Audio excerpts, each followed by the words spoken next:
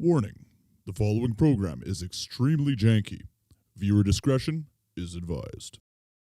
This is a person with a lot of money and no life. He's the richest divorced dad in the world. Yeah. Even when they put that's supposed to be not sterile, it still is sterile. It's like this mega corporation error page that says like, oopsie whoopsie, the monkey's made a mistakey wakey. It's like, oh my God, I want a shotgun right now. Like right now, please. It sounds like I want Tesla to fail. I don't want Tesla to fail. Okay, maybe I want Tesla to fail just a little bit. Just a little bit. Like, we need Ozempic of the brain. Yeah. Where it's like, you know what? I don't need to tweet immediately. Yeah. I don't need to form my opinion and then crystallize it as a thing that can't be influenced by evidence, right? Like, anyway, wow, what a start. Welcome back.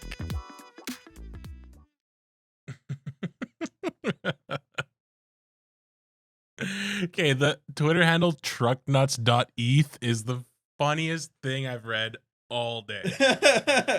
Oh my. So are we running right now or what? Yeah, we're rolling. We're rolling, rolling. buddy. Hello, world. I'm already torched. I'm already just dripping. That's okay. It's So worth it. for anybody who couldn't have guessed, Halloween is coming up soon. So It is. we figured, Troy figured we should wear some costumes. I didn't have a costume, so I just dressed up like a coked out ad exec. Just another normal day. I'm Papa Bear. Very wholesome, very nice and lovely. No cocaine at all. I could have been. Wasn't there Cocaine Bear. Cocaine Yeah, Bear. I saw that in theaters. It was fucking ridiculous. My kid's costume wouldn't have made much sense then, because it's just like, oh, he's a little. He's a little mini. Yeah. He's a coke cub. He's a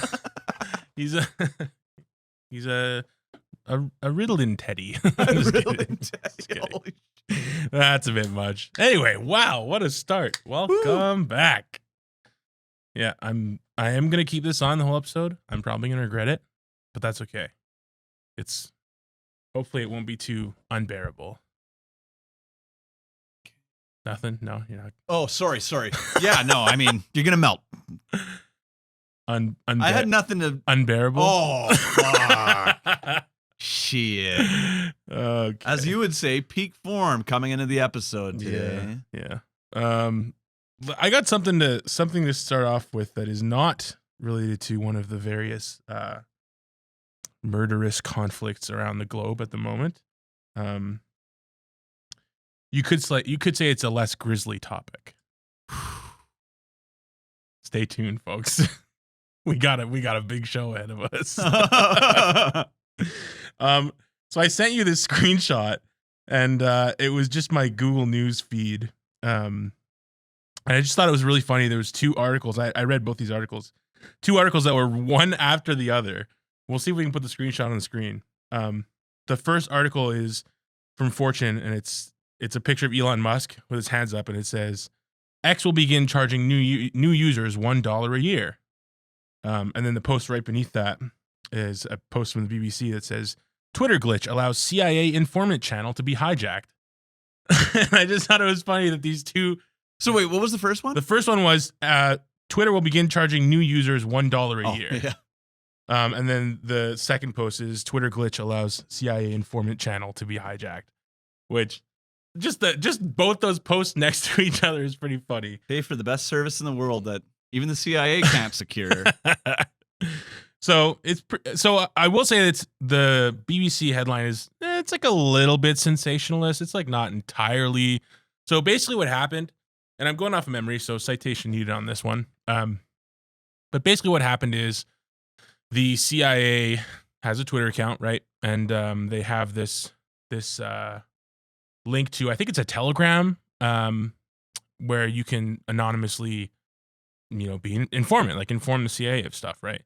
And it's a link, and I guess what one guy found was that under certain circumstances, because of the way Twitter was formatting the tweet, the link was at the very bottom of the tweet, and the link was getting cut off at the end.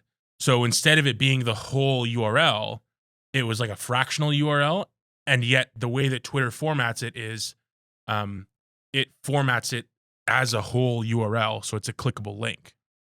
So you can imagine if I had a URL that was like, youtube.com/citation needed. I don't think we even have that Like, I don't even think we could even score that. But anyway, let's just say we did, right? Well, we're fucking slime balls, right? We're not going to score that. There's already a podcast. We got our first hater. Let's go. We'll put that one up too. It's pretty funny. Yeah, that shit's hilarious. What was I going to say? Oh, let's say I have youtube.com/citation needed, right? And I post this tweet and then blah, blah, blah. And then I put the link and it's youtube.com/ and then it gets shortened to citation. The way that Twitter was working and possibly is still working is that it would format that tweet and it would cut it off. So you say, click to see more or whatever, but it would have a link to youtube.com/citation, which a user, if I wrote a post that said, hey, click on this link, this is my YouTube channel, and you click on it, it goes to youtube.com/citation. That's not me. Now, pretty low stakes with a YouTube channel. CIA informant Telegram link, however, on the other hand, you could see how this might be a little bit problematic. So I guess this guy figured it out, and he claimed the shortened version of that link. He claimed that basically with his own. I don't think he made a website.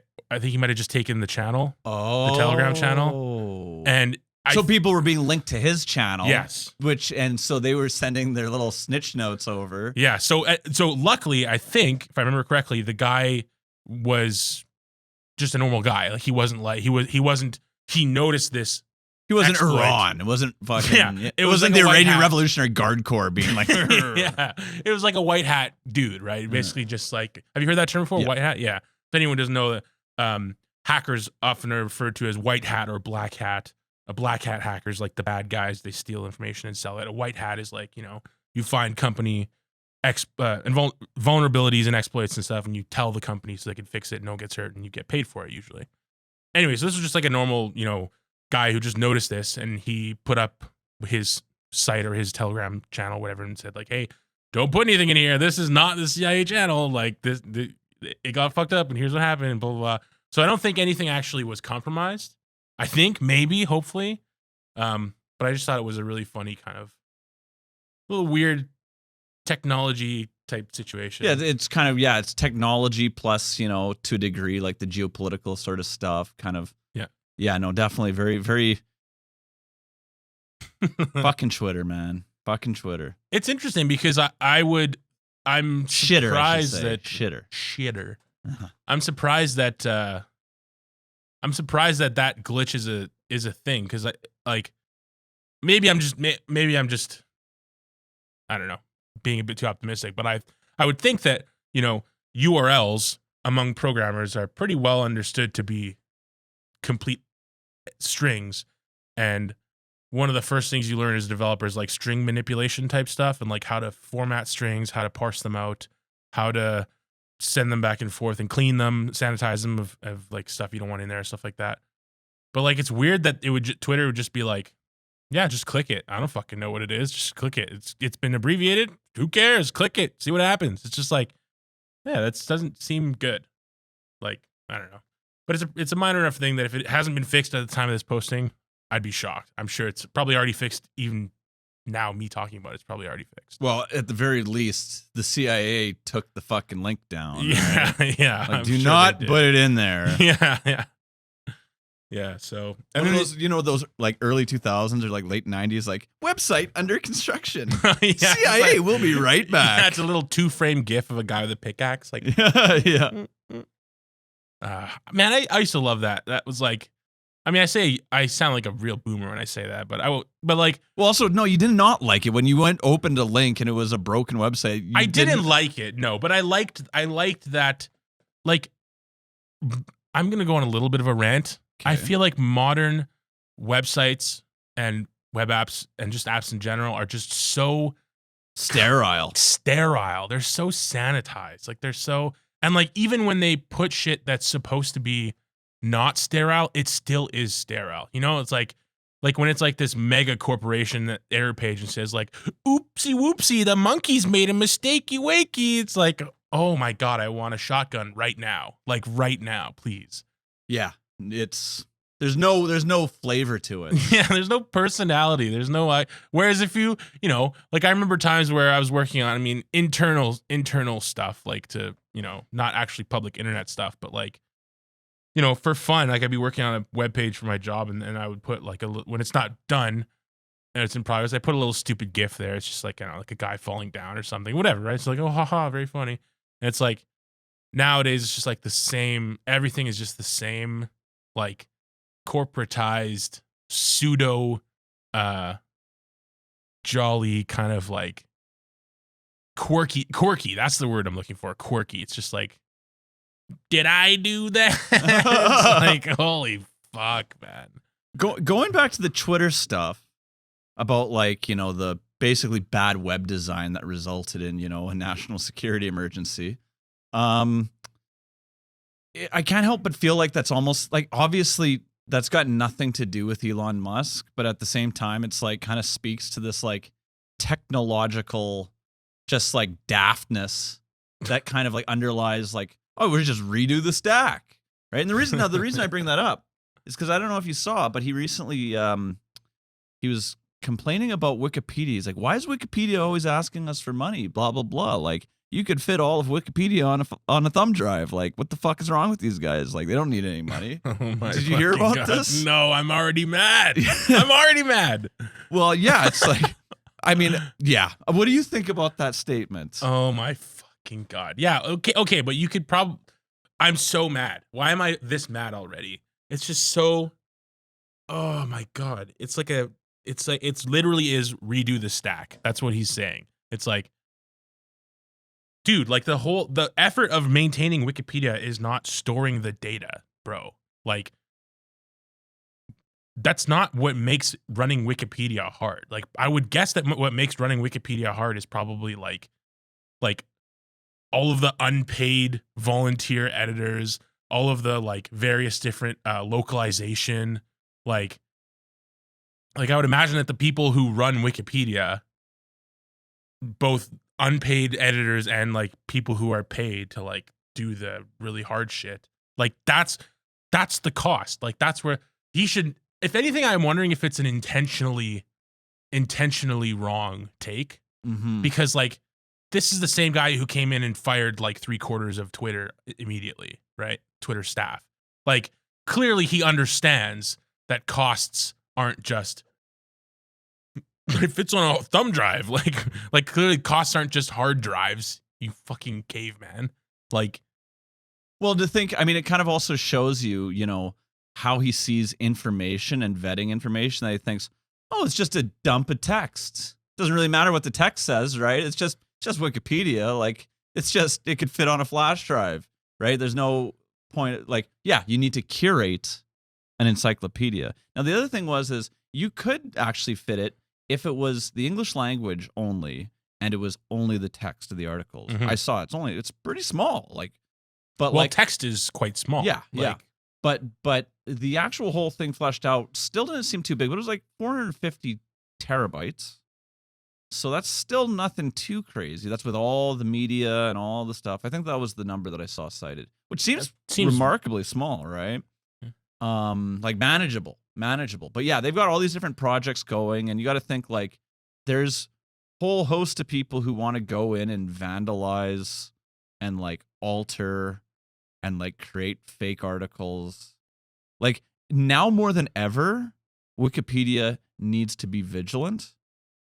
And given the fact that he's turned Twitter into a misinformation machine, right? Like, it kind of speaks to this relationship with information where it's like, oh, all information is made equal, right? They're all just zeros and one, right? Like, it's like I would, if I had to guess, I would attribute it to one of two things. And honestly, these things are fairly equally likely at this point. Option one is that he is far more technically illiterate than anyone knows. And that, like, this is not a person, just because this is not a person who could design an electric car or a rocket or a social media platform. This is a person with a lot of money and no life. Like, he's got a lot of money and he's the richest divorced dad in the world. Yeah. That's what he is. So option one is that he's technically illiterate, and it's the Dunning-Kruger Peterson Musk effect. That's a little callback for you. Option 1 or option 2, he knows full well that what he's saying is bullshit. He's intentionally saying it for Trolling. a reason. Yeah. For some agenda. For some, whether it's just straight up trolling or it's some attempt at delegitimization of other parts of the internet to make Twitter seem more legitimate than it actually is. Yeah, well, and also delegitimizing. I mean, this is where it's sort of malign, where it's kind of like I said, he turned this into a disinformation machine. I don't have anything in front of me, but there's been some interesting articles about how like the most trafficked, there's comparisons between the most trafficked like actual publications like New York Times and LA Times, all these different publications, and then the most trafficked like fake news guys, because there's like Mario Nafal and Visagrad24 and all these different like big accounts on Twitter, and like these big fake news guys that are just dumps basically are like way overperforming any conventional media on Twitter, right? And so that kind of gives you an idea of like what's going on there. So you think about Wikipedia as being like the store of like complex truths, right? It makes kind of sense if you're trying to create a propagandistic environment, you want to erode trust in authorities, right? And it sounds like it's part of a broader, now it sounds a little conspiratorial, like, but the alternative is that he's a moron. Yeah, like the alternative is that his own business decisions would the alternative would be that he downsized a whole bunch of people at Twitter on a whim or a coin flip, not with any actual intent behind it, which is not that can't be true, right? Like the fact that he did what he did at Twitter means that he clearly understands Twitter is probably a 10th of Wikipedia or a 5th or like I don't think there's 450 terabytes of tweets. I mean, maybe there is. Maybe there's a lot. Like, who knows? But even if there is, like, if I said, "Oh, well, Twitter fits on 10 thumb drives," like, what's the point you're trying to make here? Yeah, exactly. And then that's where he would be like, "Oh, well, we have to facilitate the sending of communication from mobile apps and it's like, it's okay, one of the classic like I could do your job yeah, kind of things, like, right? It's just like, okay, so that it's so yeah. If you said that in a job interview, you would be laughed out of the room. If you said that in a computer science job interview, you'd be laughed out of the room. Like it'd be like, because one thing I've noticed a lot about working in this industry is that like the code, the algorithms, that part of it is such a small part of the overall picture. It's not, it's the bones. But a human body is more than bones, right? It would be like saying, like, to be a doctor, you just have to know about bones. It's like, well, no, you don't. And it turns out to run a social media company, you can't just know about bones. You also have to know about like viscera. Yeah, I guess that's a So speaking of brilliant business, because I mean, going towards the theory of him being not a great businessman, I don't know if you've seen this, but their most recent earning call was like terrible.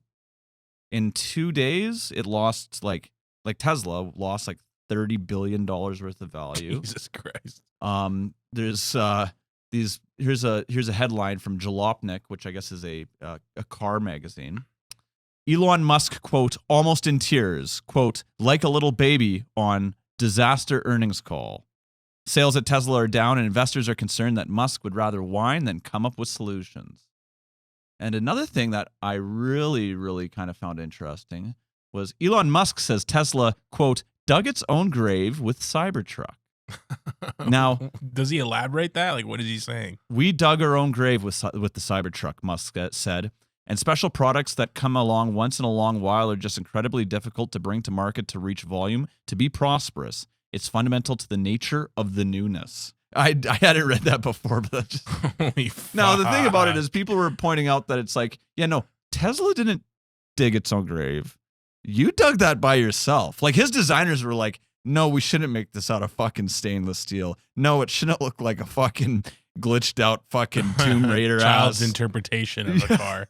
Yeah, kids drawing of what a car in the future looks like, right? and yeah, so it wasn't Tesla who did that. It's one of those things where it's like when Tesla does good, wow, he's brilliant. When Tesla does bad, wow, Tesla isn't doing very well. It's like yeah. a weird attribution of where things come from, right? And then just one more thing on it.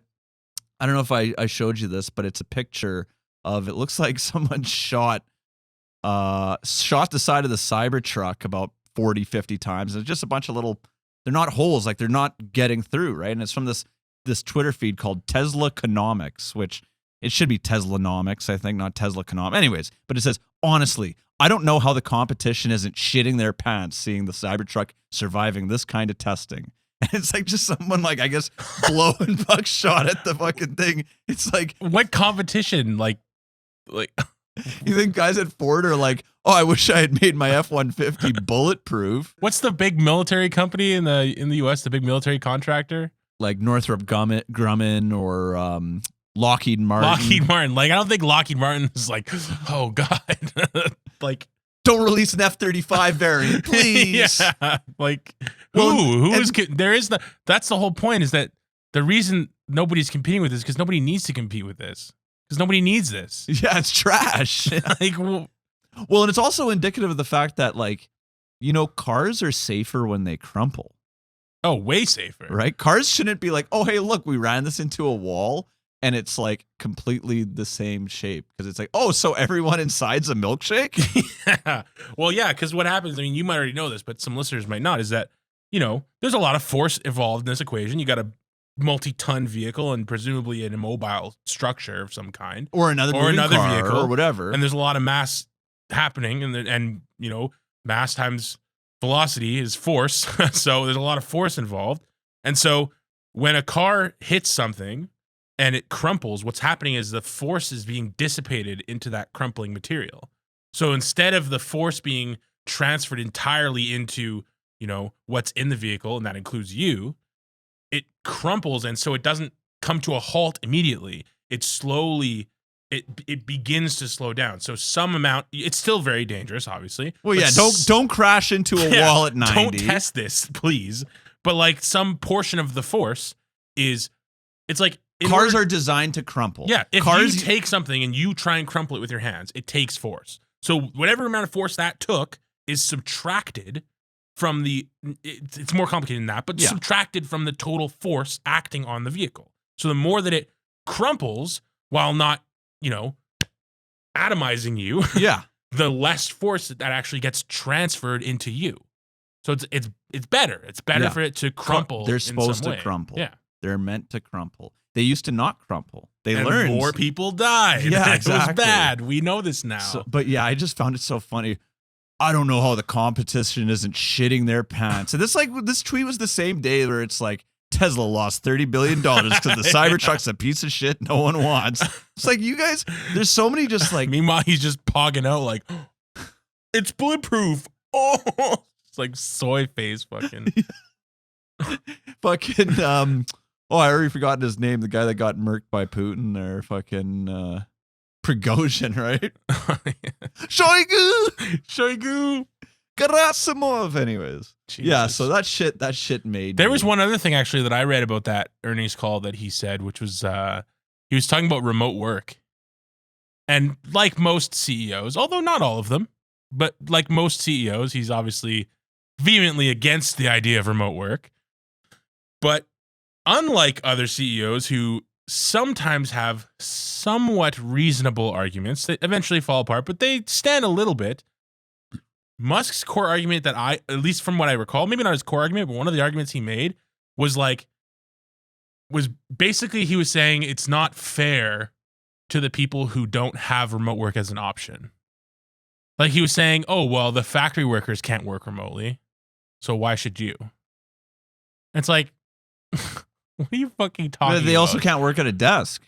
Yeah. Okay. Should we not have desks or chairs? Like, But also, it just fundamentally, You know, the guys at the car wash don't have air conditioning, so yeah. fuck you. You're gonna be boiling in the office, all right, Yeah. buddy? Like the guys who fight forest fires, like, should we turn the AC off? Yeah. Like, nobody we gets should just AC? live like roofers. All of us should just be like, true. you don't come into work if you're not leaving covered in tar and soot. All right, you're not really working. Yeah, then you're okay? just a snowflake. It's just such a weird take. Like, of all the different, like, you know, takes which eventually don't hold up, but the ones where it's like, oh, like, you know, more creativity is easier when you're in person with people, or like, you know, more interpersonal communication when you're face to face. Like, those things have a grain of salt. They don't end up, in my opinion, balancing out. It depends on the industry too. Depends a lot on the industry, Right. and also hybridization is a thing. You just too. want to keep your lazy ass at home, all right? So Buddy, that's why- my job requires, like, I can sit. You could put me in a booth in the Mojave yeah. and give me AC, water, food, and electricity. I'd be fucking good. Like,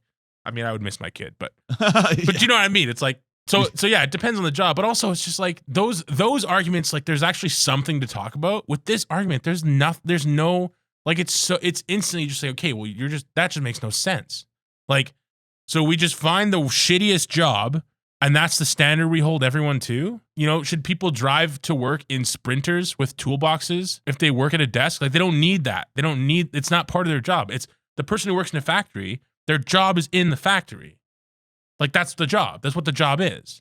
Also, if they could work remotely, if there was technology, they would be working remotely. Yeah, they'd because be it would operating better- robot arms like there was. Yeah, it'd be better for everybody. Like, if there was technology that allowed them to work remotely and still do their job, like, that's what they'd be doing, because it'd be cheaper for the corporations. They don't need as much real estate. They don't need as much, it's just such a, it doesn't, it's a very smooth brain take. It's a very smooth brain take. That's what I'd call it. It's a baby's ass smooth, fucking Yeah, like dude. straight, like there ain't a fold on that. Yeah. thing. It's like my kid, like, said when he said bear for the first time, because of a picture of a bear in a book I was reading to him, and he points to every book and says bear now.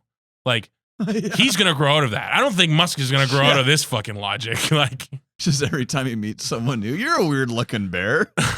yeah. Elon. That's a human being. Jesus. So yeah, just one last thing before we wrap up on our Musk hate for the day. But yeah, this last one says Elon Musk lost $30 billion in just over 2 days as the market realized Tesla may not be a tech giant, but a struggling car company. And this is the key thing.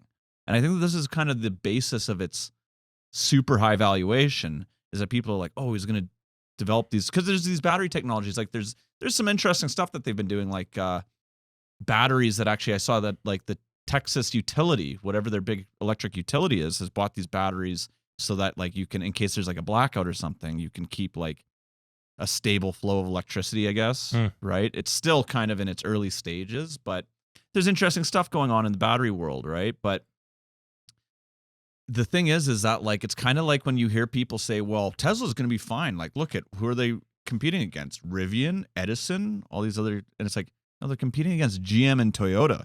Yeah. Like Ford. Yeah. Like, Like they're competing against car companies. It's a car company. They're not competing against startups, because it's not a startup.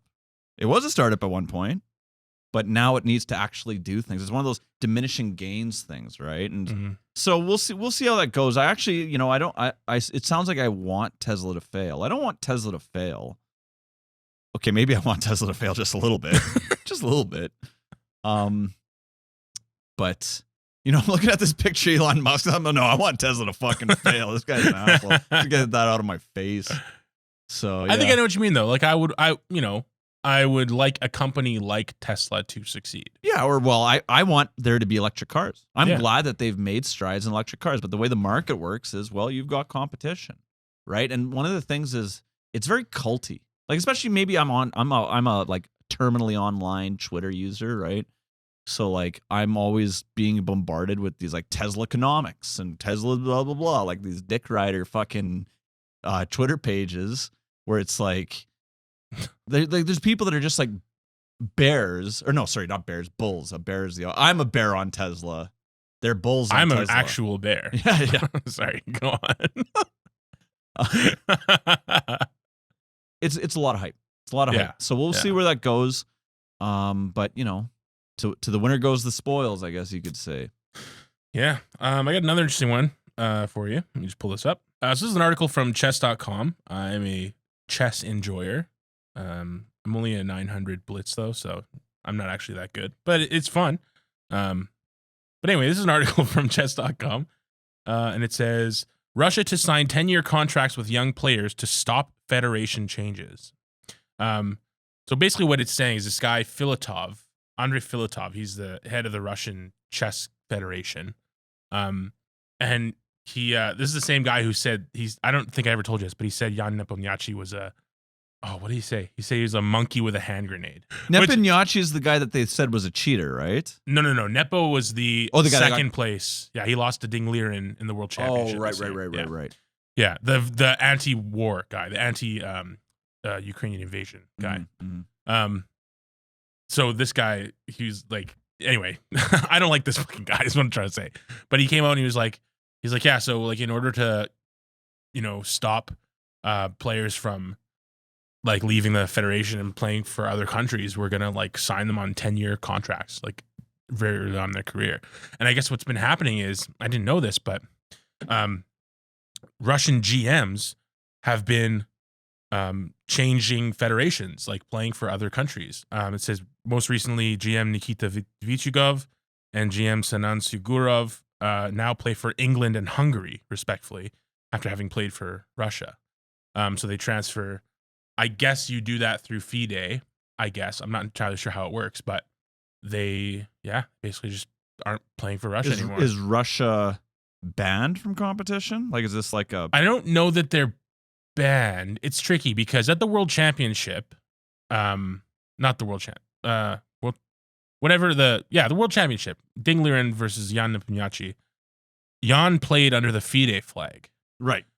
And I think. Like the Olympic athletes who fly under the non-affiliated. Yeah. I think it's like that, where it's like he's a Russian player. But that means that Russia has in fact been penalized by FIDE to some extent. At the very least for that, there was, yes. Yeah. At the very least for that. Oh, that's good. Yeah. I don't know the current state of things, to be honest. It could still be that I don't know many Russian players beyond Jan. That could be because they're not in events, and I'm just not paying attention. But so their whole MO is like, okay, well, if we have an up and coming potential GM, like young Russian chess player, we're gonna basically say like, okay, well, you're not gonna get, if you leave the Russian Chess Federation before your 10-year contract's up, you basically have to repay all of the training costs, all of the lodging, every cost that the Russian Chess Federation has paid, you now owe. Yeah, I just fucking move and then go, I'm living in a country where you're under sanction. So I'll send you money when the sanctions are dropped. Yeah. And I'll send it in rubles, which means it's worth like dick.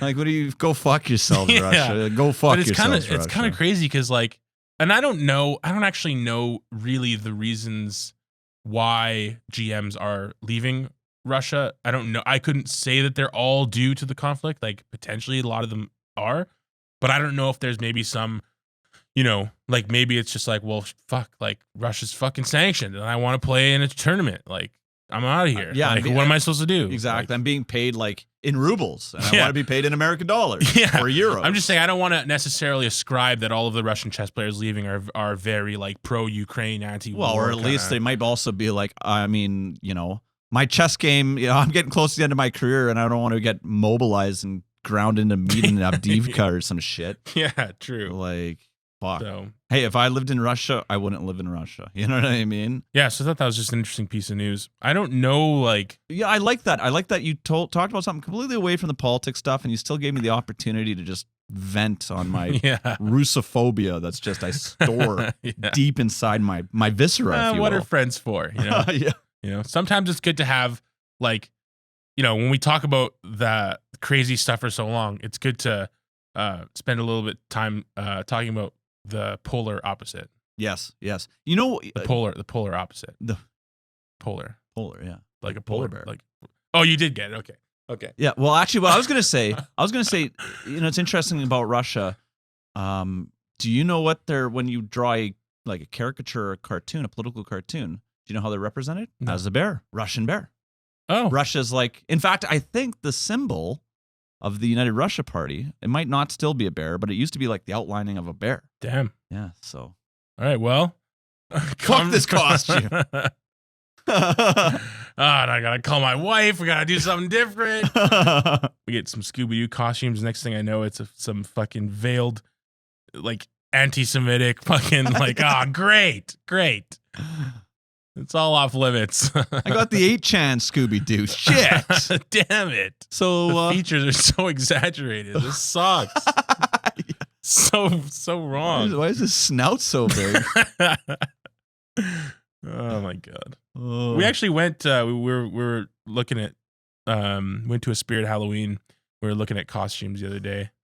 And I mean, one thing I'll say is it does suck a little bit being a bigger guy, because like a lot of the costumes are just like this is a pretty cool, interesting, like detailed costume.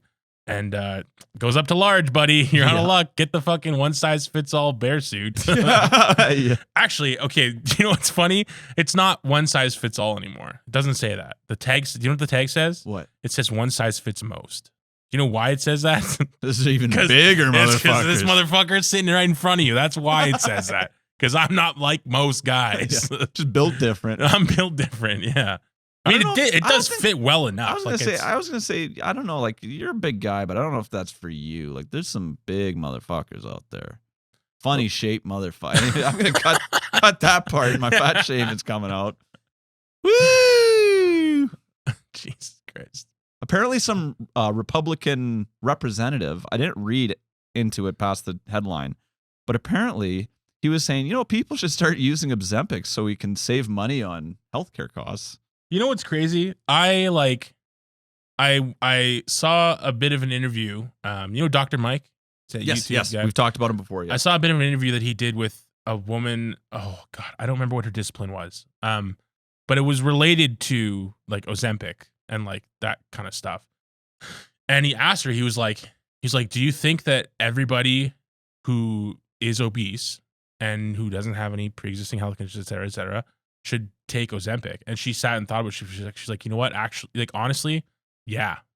And he was like, that's kind of scary. Like, that's kind of a scary proposition that we're now saying that the United States has reached a point where like the majority of people need to just be on this prescription drug.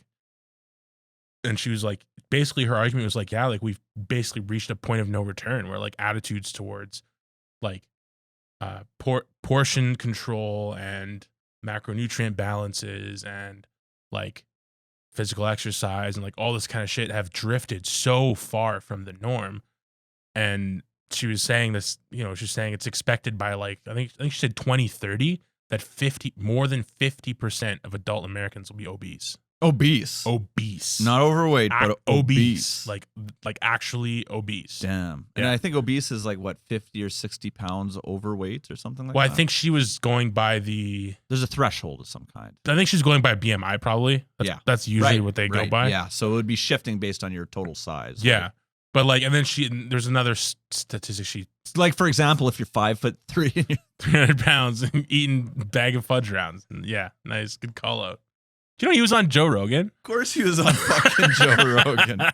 I didn't watch. I just saw a couple of clips from it. I just thought it's funny. I bet he's got some interesting takes on what's going on in the world right now. Oy. Yeah, I don't even want to think about it. Oy. But yeah, she was saying, and there's another statistic she threw out. It was like, because she said it was like 2030, it'll be like half of Americans. And then she said like 2050, it'll be like half of the globe or something like that, which is just like. Well, yeah, that doesn't surprise me. I mean, China's rapidly getting overweight, like rapidly becoming overweight. And I mean, you see that in any country that gets rich enough. Like, it's not an American thing as such, right? Like, it's a rich thing. It's a wealth thing. Yeah. I think that there are countries like, I think certain European countries that have certain cultures, or like, I think Israel, right? Because they have more of a martial culture. Like Mediterranean states, I think, are a little bit better, but everyone else is going to be on Ozempic pretty soon. Yeah. I wonder what the impact on like food consumption will be, because I mean that's what it does, right? It inhibits your appetite. Mm-hmm. So people will start going like, well, I don't want these big portion sizes because I'm not going to consume it. Well, that's the theory, is that and I think this is a fairly widely reported kind of happening for people who go on Ozempic, which is that they realize that they're eating too fucking much. Like, it's one thing when you are overweight and you haven't broken that, that cycle. You're just like one more fudge round. Yeah, like when your appetite is artificially suppressed and you put the same amount of food on your plate as before, you look at it and you eat and you're like, I don't need holy that. fuck, like I can't, right? Because, and it makes sense, right? If you are 350 pounds, like you can't go from a 350 pound diet to a 200 pound diet. You can't, because you will be hungry all day. Like, you can't go from 3,000 calories, 4,000 calories a day to 1,500. You can't and shouldn't, and that's the generally accepted medical advice, is that to lose weight safely and consistently and keep it off, you need to take incremental changes, incremental steps. That makes sense. But the problem with humans is that we're not really good at that. We're not really good at noticing very small day-to-day incremental I'll eat changes. 9/10 of my usual meal. It's like, Yeah. well, what the fuck does that look like? Yeah, that's like variance. That's like, I Yeah. could just accidentally eat 9/10 by scooping fewer fries onto my plate by accident. Like, so it's very hard for us to see, like, once you're already at that point, to kind of come down from it. But then you take something like Ozempic and it's like your Holy appetite shit. is cut in half and you eat half the food and you're like, that's how much food I was eating. Like, that's insane. I Like, was a fat fucking pig. it's crazy. And the only reason you can do that is, like I said, because of how harshly it kind of cuts your appetite. So Yeah, it's amazing. I don't know anything about like the mechanism of action. Not that I'm a pharmacological fucking whiz kid over here or something that I would understand it anyways, but it's I'm gonna citation you to all of that shit I just said, because that's just from memory. I could be wrong on that, but there's already a podcast called Citation Needed, you fucking slime ball. So for anyone who doesn't know, we might have put it up earlier when you joked about it earlier. right? Maybe well, not. Though. Yeah, well, okay, well then you know what? You already know. If you don't know, pay better fucking attention, you fucking sleaze bags. Yes, bring on the hatred. It fuels me. It fuels me. So here's something. This is from Will Stansel, who is this guy who, like, people have been commenting about the fact that he's this guy that, like, everybody kind of hates on Twitter, but whenever something's going down, he somehow is like the guy who's like, oh, the worst person in the world actually has a good take kind of thing. Anyways, here's a post from October 23rd that he said, this will get ratioed into oblivion like everything else on the topic, but progressive liberals really need to confront the fact that the crank podcast left, spun into conspiratorial lunacy by social media dynamics and misinformation, is a real and growing problem.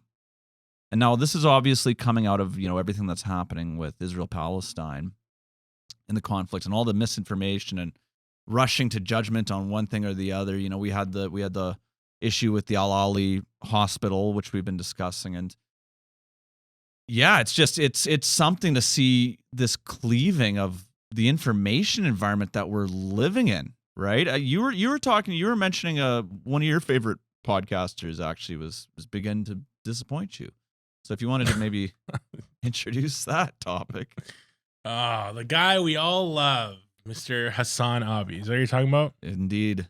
You know what I think what I really want to say is a while ago, a couple months ago, in one of our episodes, you and I were talking about social media algorithms and like speed of information, and we were talking about like the 5-minute news cycle. Remember, that was the term that I used? One thing I'm realizing is that some events, not even just events, but like some information environments, they just don't function at that speed, and they can't function at that speed.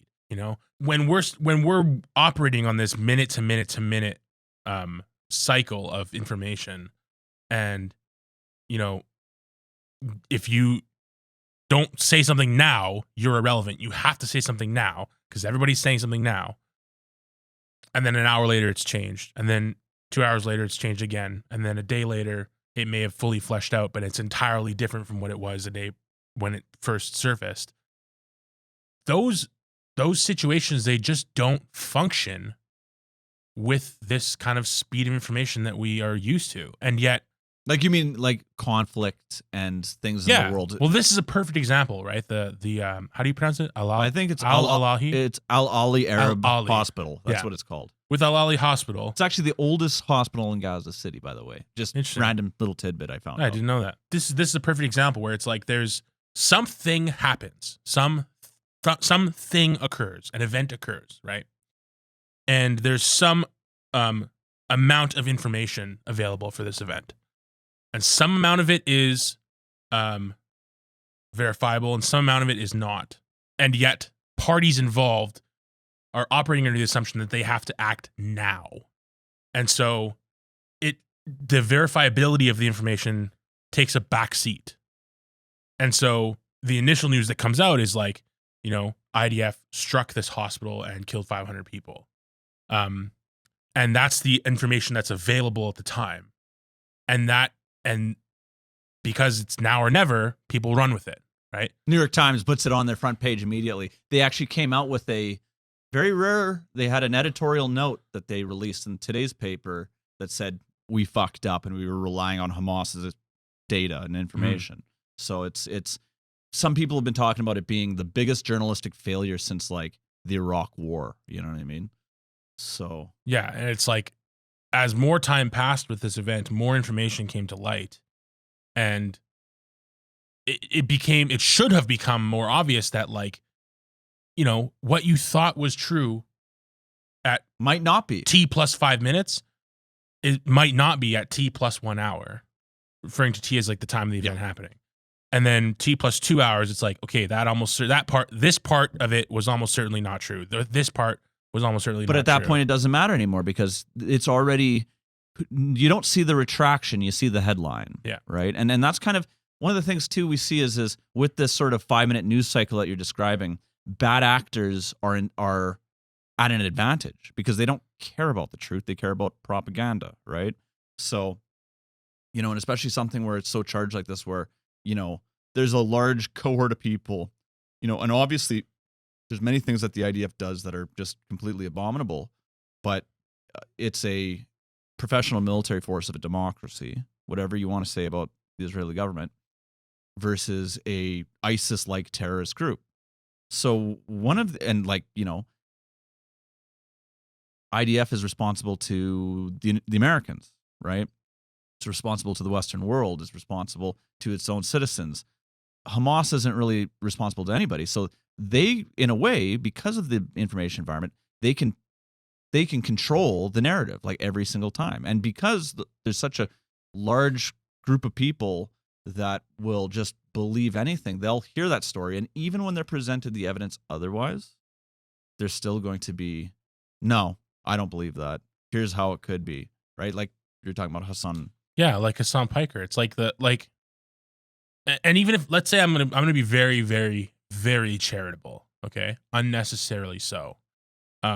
Let's say that there's no agenda behind Hassan believing that it was an IDF strike. Okay, let's say that he just wholeheartedly believes it based on the information he was presented, and he's just come to that conclusion organically, right?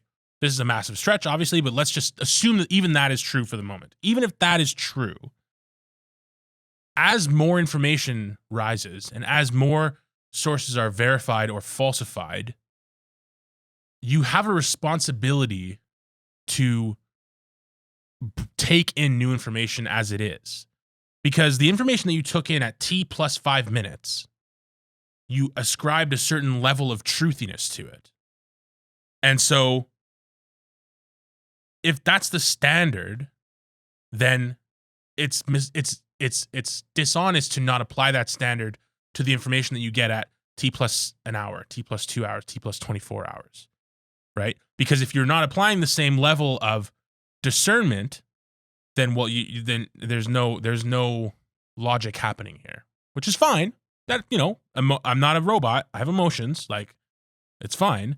But let's acknowledge it, right? Let's be real. Let's say, like, there's a reason for this. Like, and so in this situation where it's like, okay, there's new information coming. What are you going to do? And what he opts to do is like, oh, well, there's this new video. Like, okay, well, you know what?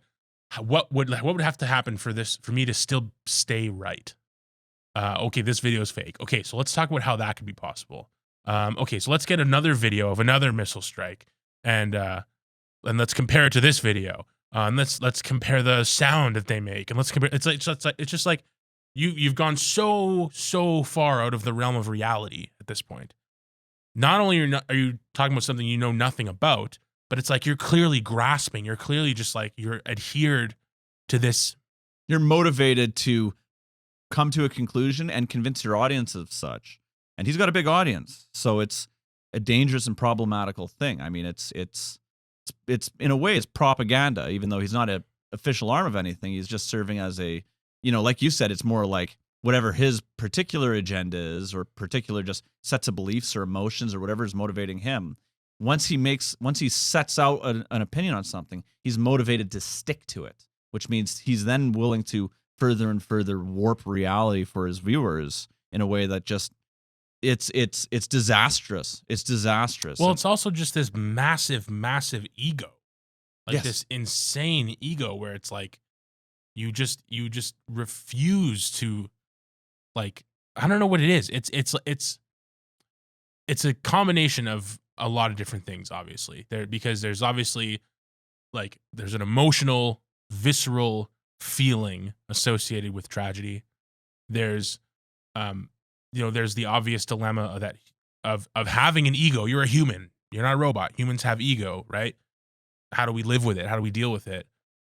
And then there's also like, and you could argue maybe this isn't as much a part of it, but like there's like a business incentive for him too, right? Because it is his business. Like him being a streamer is his job, right? Yes. And so at some Well, and level, his brand isn't humility, right? yeah, He doesn't have, epistemic humility as one of his guiding principles. yeah. Quite the opposite, right?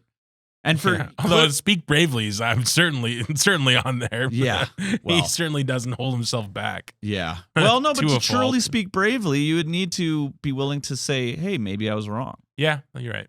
That's Right? true. Like that's the thing is that, and that's kind of where we're at. Is everybody's looking at the situation? Not everybody. Many people are looking at it, I think, with very measured, clear eyes.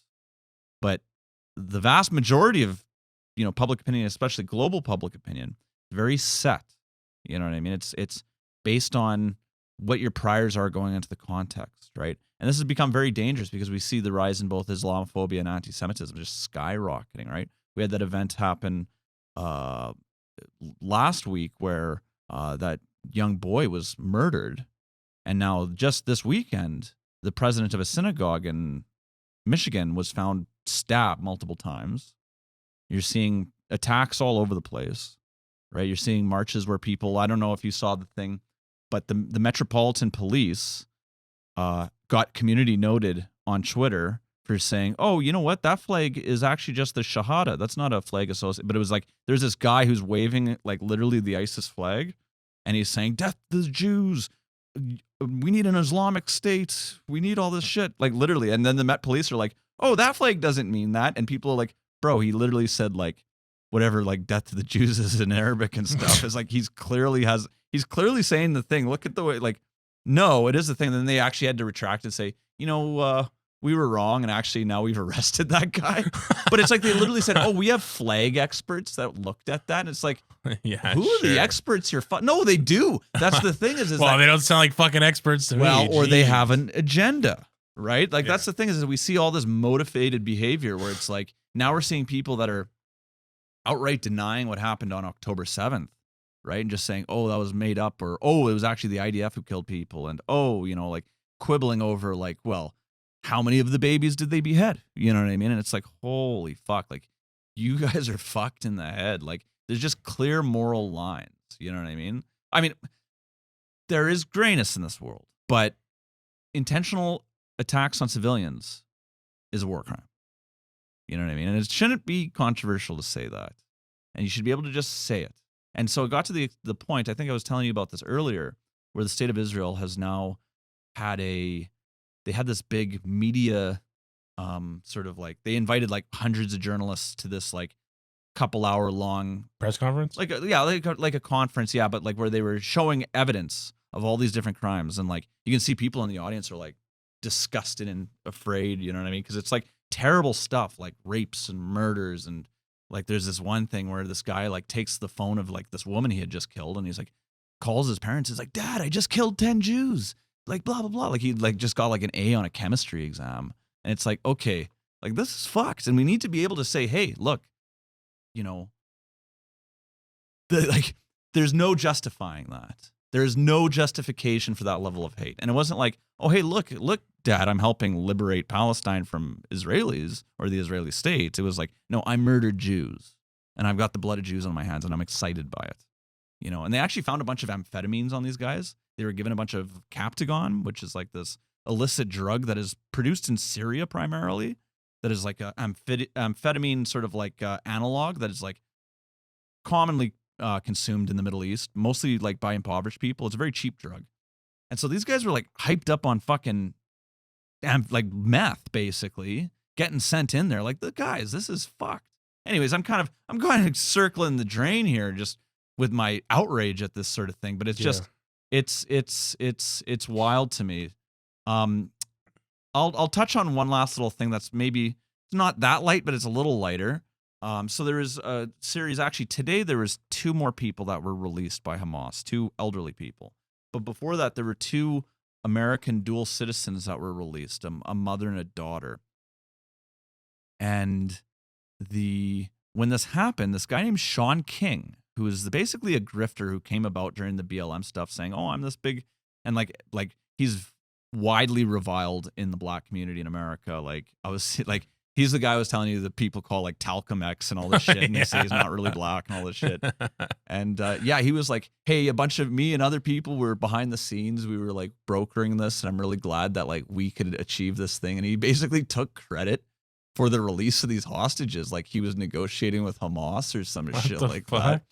And so, and then like, and he was saying, oh yeah, like, well, the brother is like, or one of the family members is like a big supporter of mine, and that's how I got involved, blah blah blah. But like it turns out like the guy doesn't exist, and like the parent and the mother and daughter were asked, and they said, well, I've never heard of this fucking Sean King guy. Like, what the fuck are you talking about? Get wrecked. So it's like, it just shows you like what a, like, I don't know, like I don't even know what to say beyond that other than like cynical, disgusting. Like, can you imagine grifting on that? Being like, oh, and then he was like saying, oh, I'm working behind the scenes to fucking broker a ceasefire. Like, it's like, okay, you're trying to put yourself in the middle of everything. And like, you need to have like the United States government needs to take your fucking, because these people were getting harassed as a result, because people were saying, oh, what, you're associated, because this guy came out and was like very like critical of Israel. And then he said, oh, I helped broker these people because these people are my people, right? And then like they're like, I don't know this guy, but then people were like, what, you're dealing with this fucking asshole? So like literally putting them at risk for his own reward. And it's like, holy fuck. Like, just shows you like this is just an environment of grift. It's hard, man. Yeah. It's like every time I want to learn about something, I want to take some claim made by some party or take some piece of information and try to digest it and apply my personal principles to it. It's like to even approach an opinion or a stance, there's so much I need to know about. You need to verify things. You need to say, am I looking at this right? Who are the sources of information? Yeah. You need to investigate things. You can't just, and that again comes down to what I was saying about how bad actors are incentivized in this system, because you or I step back and we go, you know what? I want to be considerate and even-handed and utilizing, evidence and the truth. I want to be on the side of the truth, so I'm going to take my time. Mm-hmm. Then other people don't do that. Other people go, people want a message now, and they not only do they want a message, but they want a strong message, an emotional message, right? And so, Twitter especially, we see this where it's like just the worst of the worst people are rising to the top of the information space because they're willing to do things. They're not bound by the same rules. There's a really good quote actually from Asmongold. It was like a gaming streamer. The guy's got a lot of hot takes, a lot of shitty takes, I'm sure. But this is I'll read these series of tweets that he made, and I resonates with me. I mean, maybe not entirely, but it does resonate with me in some way. He says, "Weird as fuck to see so many people coming out with statements about the Israel-Palestine conflict as if they need to comment on it. Can we please stop this weird culture around expecting people with no relevant background or education to talk about world events and politics? I also want to add that I support anyone who wants to express themselves honestly. What I'm really talking about are these weird, almost PR-like statements that keep coming out of like NBA teams as if the world needs to hear about what a sports team thinks about geopolitics. And like he was obviously talking more to like the corporatized, like, you know, like what's that Bo Burnham lyric, like Bugle's take on race. Yes. Like he's talking about more of that. That's the side he's talking about, right? And that's where it comes from, right? Is it comes out of these culture war things that have been happening over here, and now this whole thing is being like digested through the lens of like Western culture wars, and that's one of the reasons that you see people on the streets going, like I see so many people who are like know nothing about the Middle East, okay? They don't like, but they're like, oh, me and all my friends are like anti-colonial, blah, blah, blah. And I heard that the anti-colonial side is this side. So you know what? Hamas is right and Israel is evil. And this is what decolonization looks like. And it's like, you don't think you should just maybe read the history of these peoples, read the history of the region? Like it's not that easy, guys, especially when we're taking things that, like, I like to think about it like old world, new world, which are kind of like dated terms. But this is a really good way to think about it, is we have these ways of looking at it from the new world, where it's like we have like, you know, delineated societies that only came into existence just recently and do not have big, long histories. Like there's an indigenous history here, but that got basically virtually wiped away, and a new system of like, there's a race hierarchy and things got established, right? And now we're working through getting rid of that. But it is less complex, and it is more sort of black and white, for lack of a better term, than it is, say, in the old world, where it's like, okay, no, these are like very like heterogeneous societies that have like internecine, like these are like blood feuds that go back and forth, and like trying to say, oh, these guys started it or this or that. It's like, no, you got to go far back. You got to put it into context, and it's never right to go, you know what, this is the side I'm on. And whatever the side does is justified, and whatever that side does is unjustified. Because at that point, we're talking that's genocidal talk, right? Like if we all do that, and that's why I see, you know, and I'm going on a bit of a tangent, but that's why I see the leadership of President Biden, who's getting fucking shit canned by everybody. It's like 25% approval rating right now. He's doing a masterful job of everything, okay? He is simultaneously standing against terrorism and standing with his ally, but he's also keeping them from engaging in war crimes, and he's getting humanitarian aid, and he's like, a lot of people are saying that one of the reasons that this ground offensive hasn't started is because America's been pressuring Israel not to engage in it until, you know, further along in the process, right? So it's like he is juggling all these things, and people don't understand. They're either looking at him being like, well, he didn't nuke Gaza, so he's not good enough, or he didn't tell Israel to go fuck itself, so he's not good enough. And it's like, all right, like that's not how diplomacy works. Like it just isn't. Like 99% of people should not comment on diplomatic matters. They just shouldn't. They're not like, you know, that might be a bit of an alienating thing to say to the audience, where it's like, none of you are good enough to really understand what's going on. But it's one of these things where it's like, it's so, any one of us, like when I read something, I get so viscerally worked up about things that I'll have feelings and opinions, and I got to kind of like go, no, but what's fair and what's right, and you know what I mean? But that's not what most people do. They go with their emotions and go, you know what, whatever my visceral reaction was. Just to be clear, you're including yourself in that 99% basically by saying that, right? Is that yes, like, exactly. You recognize that? Yeah, no, it's like you shouldn't be, you know, in the same way. It's like you go on Twitter, right? It's like, okay, something happens, you learn about something, you go, something happened, this is viscerally affecting me. Okay, pump out a tweet, and you know, like there's a problem with that, but that's okay. But that's not how you engage in diplomacy. Like you can't just be like, Biden, here's something that makes me really mad. Okay, King of Jordan, go fuck yourself, right? Like, and then it's like 5 minutes later, he's like, you know, I calm down, and this is more complex. But you've already burnt your relationship with the Jordanians. Like it's just like, oh fuck, right? Like, you can't rule by tweet. Like that's one thing we learned from Donald Trump's presidency. Like the up and down of personality, that can't be the guiding principle of a state. It just can't be. Yeah, it almost makes me think like, you know, one of the, well, I don't want to say virtues, because I don't think it necessarily was a virtue of the past, but maybe just an artifact of the past. I worry that, you know, people in our generation and younger who are the politicians of the future, we struggle a lot more with delayed gratification. And that's kind of what that is that's a gratification when you do that, right? Yes. When you're like, It's okay, a cathartic release. It's like, I'm going to let that part of my brain win and do the thing that feels good.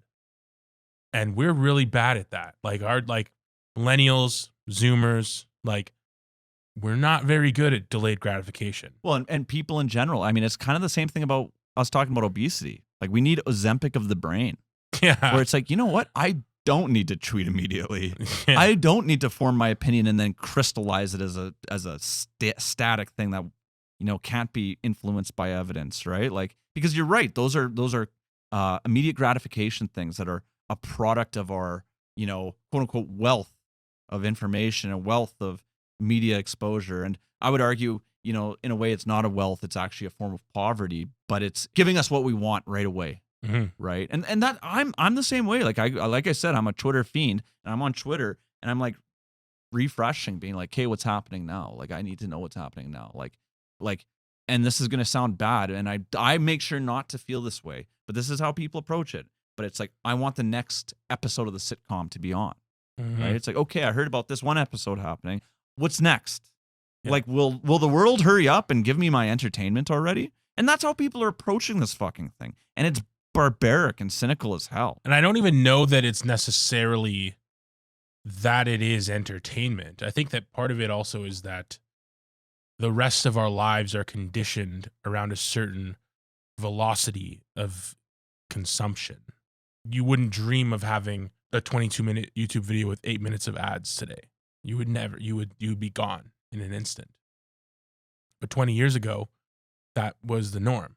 I mean, cable TV is not quite dead yet, as much as I would like it to be. But like everything else that we consume is tailored to that velocity. And so when we're put in a position where the optimal outcome requires Patience, we're at a severe disadvantage. Like that is one of the things my wife and I are very, I don't want to say concerned about, conscious of raising our son, is that, there are certain aspects of the kind of pre-technology, I'll say pre-internet world, that they weren't virtues. Like nobody was saying like, make sure you have a long attention span. Like make sure you delay your gratification. That wasn't really a thing culturally. It just was a side effect of what was available. It was, yeah. I mean, it would only be a thing when it's like, okay, Timmy, you got to focus in class. Yeah. Like it was a corrective measure Mm-hmm. when necessary, rather than being a thing where it's like, oh, we're cultivating this culturally speaking, Mm-hmm. right? Whereas now we've reached a spot where it's like, well, hang on a second. We stopped paying attention to this feature of the human brain, or I guess bug. We stopped paying attention to this, and now it's an issue. And it's an issue for me. I'm 30. I'm 31. Never mind a 10-year-old kid that's growing up scrolling through TikTok. Exactly. Like that's brain melt. Exactly. Never mind a 3-year-old who is just entering that socializing stage of their life. Never mind the children at these various different stages where it's like their brain is still developing. Mine's probably just about done. Like mine's probably finished in the last couple of years. You know what they say? Okay, so there's this common statement that, people's brains don't finish developing until they're 25. That's actually fallacious. It's not true. In fact, our brains are kind of in a developing state to some degree. Like there is a degree to which elasticity diminishes and stuff like that over time, but we're never really completely baked in. Like that's why we're capable of learning. And one of the reasons that people think that apparently the study just cut off at 25. So people said, oh, well, you just stopped developing at 25. No, that's when the study period ended. There's nobody over the age of 25 that they're studying. It was like completely just a misread of the thing. So big citation needed. Big old citation needed. But that's what I recall. So I remember reading somewhere. We'll chuck another citation and need it in there. Man, we're getting that count up high this episode. fucking rights. There's another thing I read, which was something to the effect of, the age at which our brains slow down development today is a higher age than it was 50 years ago. Meaning that your brain is growing at a certain rate for longer into your life. So rather than your neuroplasticity reaching kind of a plateau when you're 24, 25, or whatever that actual number is. Yeah. Now it's like 28, 29. Like people are getting much older and maintaining neuroplasticity as they age. I wonder how much of that is the effect of like they were just studying like boomers growing up and they're all just lead paint freaks. So it's like actually this is the norm historically, but it's like, oh man, don't get me started on the fucking lead boomer shit, man. I could go on for hours about that. The amount of research is just stunning. I have a friend whose theory, is like we're kind of in this weird middle zone as like, we're like late millennials, right? Like but like millennials are kind of like wedged between boomers who like had no interaction. This is just a theory of a friend, but boomers had no interaction with technology until they were like pretty aged. And then suddenly it's like, granddad's on Facebook and he's spreading conspiracy theories because he doesn't understand that the internet's full of shit. And then the younger generations are like raised on it, so they don't understand like the things that we considered irony. They just took as a matter of fact, right? And they're just TikTok generation, so they're like basically like 10-year-old Holocaust deniers, right? And fucking crazy shit. Like go on TikTok, bro. It's fucking dark. Okay, I'm not even joking. It's fucked. And that we're like this, like kind of like stuck in the middle, like kind of going, holy fuck, because it's like we grew up while the technology was being implemented, and before it was like we grew up with it, but we grew up with it growing up. Yeah. Right? We grew up with it developing, and we also like I said about the irony thing, I thought this was the very interesting point that my friend made is that things that we considered like a joke, right? They just become baked in as part of internet culture, and then kids 10 years down the line don't realize, oh, that was like an ironical statement. Right? Like that was a joke, right? They just go, oh, like that's just the thing. Like that's just what you say when this thing happens. That's just what truth is. Yeah, that's just what truth is. Yeah, like, exactly. Wait a minute. So it kind of reminds me of that post I showed you where there was the fucking guy who's just flipping out on the fucking road, Yeah. just going nuts and almost like runs over people at a fucking like, it was in Portland or something. I'll pop up like a sped up version of that. I bet that isn't copyrighted. I could probably run the whole fucking Just thing put right it on. And my comment was vaxxed, right? And like so many people were like, are you an idiot? Like the vaccines can't do this. And I'm like, I know, bro. I've got like 3 shots. Like I'm joking. Like obviously they can't, right? But like there's like something lost in translation when you do things like it happens to me. Like that's how bait works, right? Any bait posts sort of stuff. Like I'll see bait and I'll be like, holy fuck, what the fuck? This guy's an idiot. And then someone will be like, oh, like nice bait post. I'm like, and then I'll look at it again. I'm like, oh, like he got me. Like I thought this guy was completely, baited.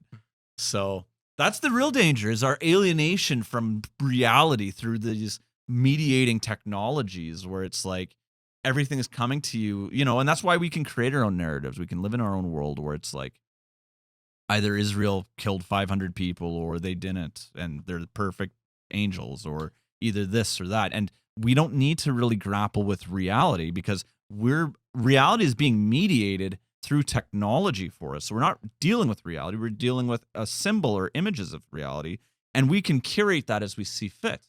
Versus in older media, like you were talking about the older media era, another thing about that is those were curated by gatekeepers. This is one of the reasons journalism is collapsing because there's not enough gatekeeping because firstly, they're competing with this go 5-minute thing. So they got to rush the thing out and then send the retraction. So especially in this conflict, we've seen so many retractions and so many fuck ups. Okay. Yeah. And then the other thing is because of technology as well, there isn't the need to have as many employees, right? You can fax something and then you can send it through the internet. Like you can just send an email. So you go from having like, oh, you have a Jerusalem bureau chief and other people working under him who get the information from their reporter on the field in, Gaza, and then they fact check a bit of it, and then they send it to the main paper, and then they publish it. Now it's just like the one guy, the one source sends it directly to the fucking one writer at headquarters, and he writes it, and his editor goes, job done, right? And so it's like, worse, one guy somewhere sends it to one publication, and then another publication finds that publication, yes, and uses that as a source. Well, they don't even have a guy. That's what happened, right? Al Jazeera reported one thing, and Al Jazeera is the fucking mouthpiece of a fucking literally like a theocratic fucking kingdom that is literally funds Hamas. And so they say one thing and everyone's like, oh, Al Jazeera can be trusted. Al Jazeera's great. So they just go with it. And it's like, Al Jazeera is not great, guys. Like, that's one thing that's kind of there. And the real sad thing about that is Al Jazeera has historically done a lot of great journalism, especially out of the region. Like when they're dealing with stuff that's going on out of the region, they usually can be trusted. Usually they're a really good source. But in the region, they are a rag, you know? So, and so I think that there's so many people that have lost so much credibility in this moment. And some are good. Some people are showing their true face. Some people are showing the hate in their heart, all this stuff, right? But some of it's just dangerous. Like, we're at a really bad moment in our democracy for people to lose even more trust in news publications, right? Like, that's the thing that really bugged me the most. I'm like, New York Times should not be doing this because people need to, like, we're already in a crisis of trust, and this is only amplifying that. And it's not only is it amplifying it, but it's like fucking blackpilling people like me who are like, you know, real fucking, what is the term you use? Feckless centrist or something like that, right? Real like middle of the road. I got to take my time and actually figure this out. And I'm going, holy fuck, like I can't trust the New York Times at all. Like, you always have to look at any piece of media critically, obviously. But gatekeeping is important and valuable. And when you lose all trust and authority, anyone can create the message and you get to live in your own world. Sounds fun. Sounds great. No problems there. Who do you think is, what do you think is better at interpreting the late 2000s internet irony? A 10-year-old's brain or ChatGPT? Well, I would say definitionally it would be the 10-year-old brain because ChatGPT doesn't think. That's true. It's not interpreting anything. Yes, exactly. I caught you on that one. You got me there. But I would imagine, that's a good question because you would think, well, there's this sort of surfeit of like information it can draw on and be like, oh, that's a reference to the fucking blah, blah, blah meme because it's got access to knowyourmeme.com or whatever and it's fucking research data. So it's like, oh, that's an ironic statement. And I know it's ironic because I've consumed 50 billion pieces of the thing, right? But at the same time, like I don't know. That's a really hard question to answer. That's a scary thing too. Yeah. Well, on that dystopian, horrible. Yeah, I guess we should just call it a day, eh? AI overlord note. Thank you so much for having stuck with us. That's been a good episode. If I don't say so myself, but I do anyway. Thanks for bearing with us. I think I already used that one. Anyway, if you have any questions, critiques, or citations that we desperately needed, please leave them in the comments below. Let us know if you liked it, disliked it, etc., etc. And we will see you in the next one. Welcome to the fucking podcast.